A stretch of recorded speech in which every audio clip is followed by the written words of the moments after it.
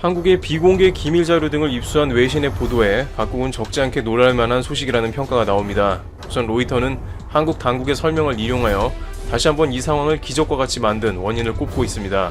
로이터는 한국 정부의 비공개 자료를 입수했더니 이런 상황이 납득이 된다며 한국의 가상 시나리오가 적중했다는 말을 합니다.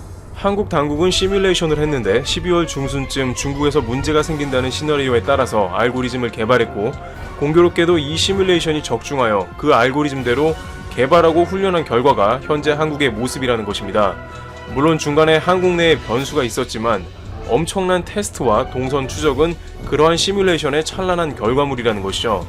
최근 한국 특파원인 영국의 BBC 로라 비커 기자는 자신의 트위터에 한국에서는 평범한 일상을 지내고 있다며 한국에서 카페와 식당에 갈 수 있고 자신의 삶에 봉쇄는 없다는 것을 공유하기도 했습니다만, 이러한 평범한 삶을 지켜주는 것이 한국 당국의 성견지명에 있었다는 것을 외신에서 재조명해 주고 있는 것입니다.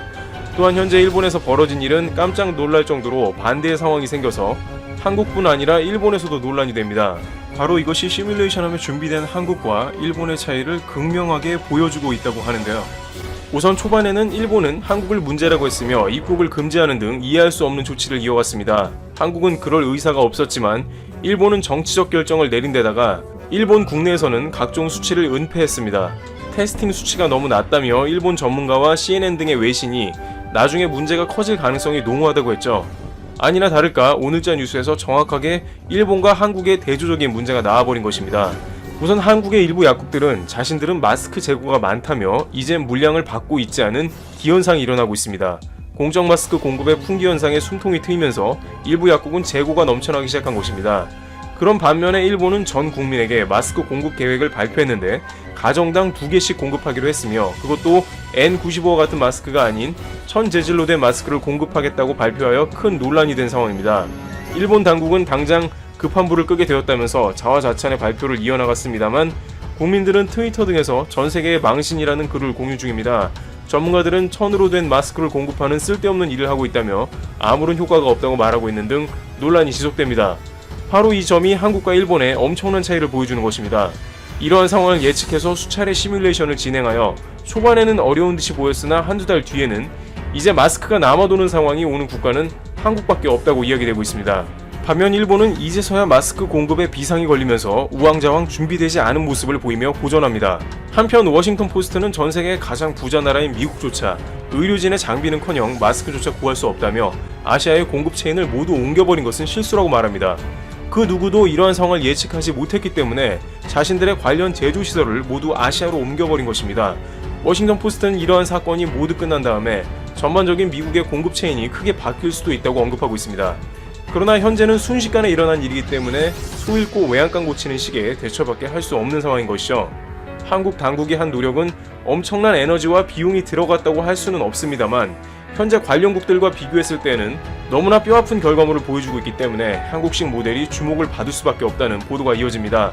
지난 2월 유럽연합의 회의에서는 아시아 상황을 보면서 유럽은 아시아와 같지 않고 대비가 강력하다고 표현하며 더 이상 마스크나 관련 장비 비축을 하지 않은 것으로 전해지고 있습니다. 덴마크에서도 한국의 진단 장비 수입을 거절한 것도 그 단면을 보여줍니다. 그렇지만 과거의 아픔을 반면 교사 삼아 다양한 시나리오를 가정해서 시뮬레이션을 해온 한국 당국의 대처가 한국을 가장 안전하게 한다는 평가를 받고 있습니다. 유비무환의 자세로 꾸준하게 대비해온 한국의 모습이 전 세계에 큰 교훈을 주고 있는 상황입니다. 트래블튜브 여기서 마치겠습니다. 현재 지구상에 있는 인간은 77억 5,900만 명, 하루 평균 40만 명의 새로운 생명이 태어나고 15만 명이 생을 마감합니다. 즉 하루에 늘어나는 세계 인구는 대략 25만 명, 한 달에 750만 명이 늘어나는 셈이죠. 한국을 포함한 선진국들을 중심으로 출산율이 급격하게 감소하고 있지만 의학이 놀라운 속도로 발전하면서 인간의 기대 수명이 끝을 모르고 늘어나고 있기 때문에 세계 인구수는 정말 무서운 속도로 올라가고 있습니다. 어느 정도 속도인지 감이 안 오시죠? 지금 여러분이 최고 수익률 영상 하나를 재생하여 스킵하지 않고 끝까지 시청하는 동안 전 세계 인구가 1000명 가까이 늘어나고 있다고 생각하시면 됩니다. 자, 그런데 여기서 전 세계인들에게 직면한 문제가 하나 있습니다. 의학은 너무나 많이 발전해서 웬만한 병들은 다 치료가 가능한데, 문제는 치료를 하려면 우선 자신에게 무슨 병이 있는지 알아야 하고 이를 위해서는 엄청난 돈과 시간을 병원에서 소비해 정밀 검사를 실시해야 합니다. 특히 미국이 가장 심각한데요. 보험이 없는 상태에서 응급사태가 발생해 앰뷸런스가 출동했다면 한 대당 최대 140만원, 등산하다가 조난을 당해 헬기가 구조하러 왔다면 2억 3천만원, 응급실을 직접 방문해도 최소 17만원에서 최대 350만원 이상을 지불해야 하고, 아주 기본적이고 간단한 검사인 엑스레이 또는 피검사 등도 한 번에 최대 350만원이 넘고, 보험 없이 MRI는 584만원에 달합니다. 암 수술은 말할 것도 없죠. 유방암 3억 5천만원, 뇌종양 8억 원, 골수 이식은 9억 3천만원. 상상을 초월하는 금액입니다. 자, 여기서 보험에 가입하면 되잖아 라고 생각하시는 분들도 있을 텐데, 블룸버그의 보도에 따르면 현재 미국에서 가족건강보험료 비용은 1년에 2,300만원 이상인 것으로 전해졌습니다.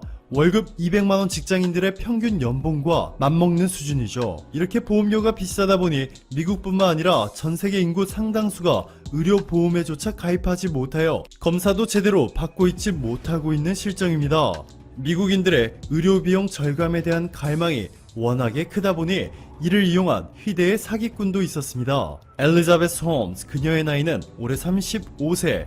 워싱턴 DC에서 태어난 홈즈는 19세의 나이로 스탠포드 화학과에 입학하였지만 도중에 자퇴하고 테라노스라는 회사를 세우게 됩니다. 홈즈의 특이점은 스티브 잡스를 따라해 검은색 폴라티를 입고 평소 자신의 하이톤 목소리와는 달리 일부러 톤을 바리톤급으로 낮춰서 말한다는 것입니다. 실제로 들어보시면 그녀의 생김새와 목소리가 전혀 어울리지 않아 상당히 어색한데요. 이 또한 그녀의 계산된 플레이였습니다. 치밀한 사기꾼이었던 것이죠.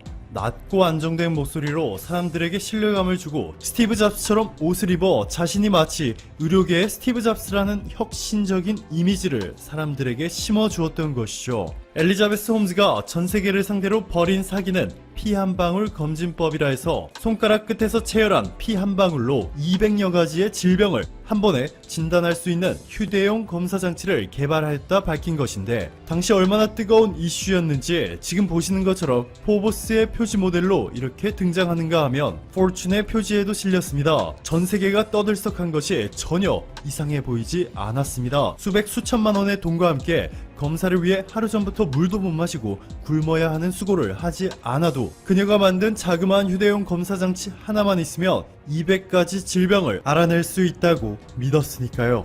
하지만 제2의 스티브 잡스라 불리고 싶었던 엘리자베스 홈즈의 사기 행각은 월스트리트 저널이 홈즈의 회사 테라노스를 퇴사한 직원들과 인터뷰를 하게 되면서부터 밝혀지기 시작했습니다. 월스트리트 저널의 보도에 따르면 미국 증권거래위원회 SEC는 홈즈에 50만 달러의 벌금을 부과하는 동시에 의결권을 박탈시키고 앞으로 10년간 어떠한 상장회사에서도 매니저로 일할 수 없도록 조치하는 등 시장에서 완전히 퇴출당했습니다. 자, 그런데요, 이렇게 미국에서 사기로 끝난 피 한 방울 검사 기술이 최근 한국에서 현실이 되어 세상에 공개되었습니다. 전세계 65세 이상의 인구 10명 중 1명꼴로 가지고 있다는 알츠하이머병. 치매 환자 중 무려 70%가 알츠하이머병을 앓고 있는데요. 카이스트 신소재공학과 박찬범 교수와 스티브 박 교수 공동연구팀이 피 몇 방울만 있으면 알츠하이머 환자를 구별해낼 수 있는 진단 센서를 개발하는데 성공하였습니다. 카이스트가 공개한 자료를 보시면 손가락 끝에 피 몇 방울만 진단 센서에 떨어뜨리게 되면 이 센서가 정상인인지 치매 환자인지 구분해내는데 정확도가 무려 88.6%. 엄청나죠? 치매 전이나 초기에 발견하게 되면 충분히 치료가 가능하지만 늦게 발견할 경우 기대 수명은 7년, 기억 상실은 물론이고 간병인이 없으면 일상적인 생활조차 불가능해지는 데다가 환자 97%가 14년을 넘기지 못하는 아주 무서운 병입니다. 카이스트가 개발한 센서는 고밀도로 정렬된 탄소 나노튜브로 측정 방식도 간단하고 제작 비용도 저렴해 세계적인 주목을 받고 있죠. 2020년 올해 정부가 책정한 연구 개발 예산은 24조 원, 이 중에서 기초 연구 확대 무려 2조 300억 원, 2022년에는 2조 5천억 원까지 대폭 확대하기로 하였고, 탈일본을 위해 소재 부품 장비에 지난해보다 2배 이상 많은 1조 7,200억 원을 투자하게 됩니다.